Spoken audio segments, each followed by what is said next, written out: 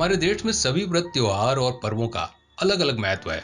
ऐसे ही अनुष्ठानों में से एक है सावन के महीने में निकाली जाने वाली कांवड़ यात्रा। कांवड़ यात्रा भगवान शिव के भक्तों द्वारा मनाया जाने वाला एक पवित्र अनुष्ठान है। ये पूरे देश में सावन माह में मनाया जाने वाला एक वार्षिक उत्सव है। जो लोग इस शुभ यात्रा में भाग लेते हैं उन्हें कांवड़िया कहा जाता है।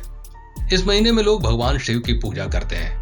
भक्त विभिन्न स्थानों से गंगा जल लेने जाते हैं और फिर त्रयोदशी तिथि पर कांवड़ियों द्वारा गंगा जल को पवित्र स्थानों से वापस लाया जाता है और वे अपने गृह नगरों में शिवलिंग पर गंगा जल चढ़ाते हैं। इस साल कांवड़ यात्रा की शुरुआत 14 जुलाई 2022 को हो चुकी है और ये शिवरात्रि के दिन तक जारी रहेगी। अब हम आपको कांवड़ यात्रा से जुड़ी हुई कुछ विशेष बातें बताने वाले हैं जिसे शायद आपने अभी तक नहीं सुना होगा। हम सभी जानते हैं कि कांवड़ यात्री ऋषिकेश और हरिद्वार से जल लेकर आते हैं और महादेव का जलाभिषेक करते हैं। उसी तरह से उत्तर प्रदेश में भी कांवड़ यात्रा का बहुत महत्व है। यहाँ पर विशाल कांवड़ यात्रा निकाली जाती है। कांवड़ यात्रा से जुड़ी हुई आज हम आपको एक अनोखी बात बताने वाले हैं। ये बात सन 2016 की उत्तर प्रदेश के झांसी में रहने वाले दो भाई राकेश और सुरेश की है। ये हर साल कांवड़ यात्रा निकाला करते थे और उस साल सावन के प्रारंभ होते ही कांवड़ यात्रा की शुरुआत कर दी। उनके साथ झांसी के और 17 लोग थे। वे लोग हरिद्वार जा रहे थे। वहां से गंगा जल लाकर भोले बाबा का जलाभिषेक करना चाहते थे, परंतु उन्हें इस बात का अंदाजा नहीं था कि इस कांवड़ यात्रा में महादेव उनकी बहुत बड़ी परीक्षा लेने वाले थे।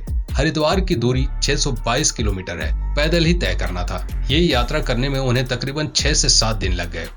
परंतु जब वे हरिद्वार पहुंचे तो वहां बहुत तेज बारिश हो रही थी। दरअसल पहाड़ी और मैदानी क्षेत्रों में लगातार कई दिनों से हो रही बारिश के चलते उस दिन गंगा का जल स्तर बहुत ज्यादा बढ़ गया था।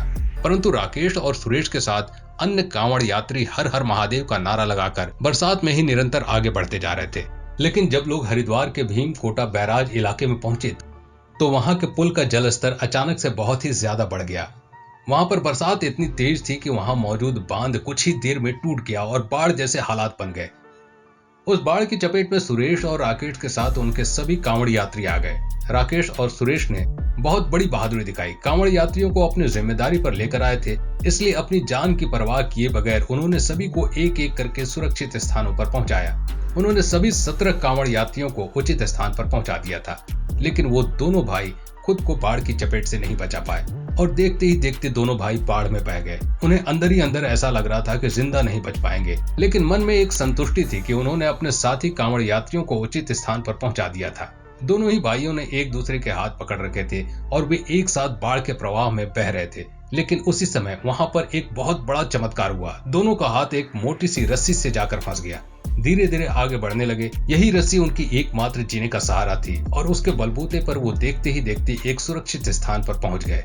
लेकिन जब उन्होंने सुरक्षित स्थान पर पहुंचने के बाद होश संभाला और पीछे मुड़कर देखा तो वहां का नजारा देखकर वो बहुत ही ज्यादा चौंक गए। ऐसा उन्होंने पहले कभी नहीं देखा था, क्योंकि उनको भगवान शेषनाग ने स्वयं दर्शन दिए थे और जिस चीज के माध्यम से वो लोग सुरक्षित स्थान पर आए थे वो कोई रस्सी नहीं बल्कि शेषनाग की पूंछ थी।